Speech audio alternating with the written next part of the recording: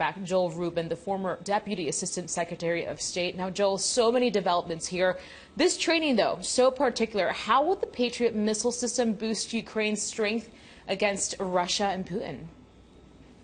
Marcel, it's great to be with you. And this Patriot missile defense system, it's very significant in terms of Ukraine now having the capacity, once the soldiers are trained and once the missiles are deployed, to shoot down incoming Russian missiles. It's an anti-aircraft, an anti-missile defense system that will clear up, hopefully, the skies over Ukraine. And this is something that the Ukrainians have wanted basically since the beginning of the war. It's an American technology that we have shared with allies over the past several decades. It was introduced a few decades ago in Israel when Scuds were shot by Saddam Hussein's Iraq into Israel and into Tel Aviv, and it performed well then and really unleashed a missile defense technology around the world. And this is the highest end that's out there. And so for Ukraine, it will help them to have cleaner skies and hopefully less missiles coming into their cities very soon. Now, we saw a strong message, too, with this strong stance from the West. Americans are cautious on how we get involved in this war. President Zelensky, like you just saw, saying there will be no third world war. But how can this be guaranteed moving forward? Yeah, Marcel, it's very interesting the way that the president described this, saying that there will be no third world war because we will prevent it.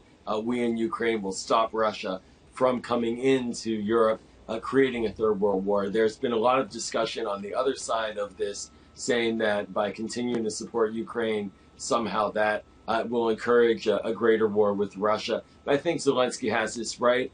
Certainly that's where President Biden is and Europe is, which is that not standing up to Vladimir Putin right now will only encourage him to go further westward into countries along NATO's border, into Romania, Poland, you name it. And that has the potential to be a third world war. So that's why President Zelensky said it the way he did. Support me, support Ukraine, and we will not let this get any worse. Yeah.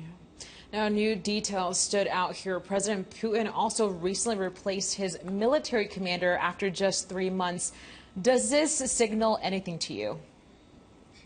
Well, quite frankly, when the strategy is wrong, the strategy is wrong. And Vladimir Putin sets the strategy. And for him, the strategy is to invade Ukraine.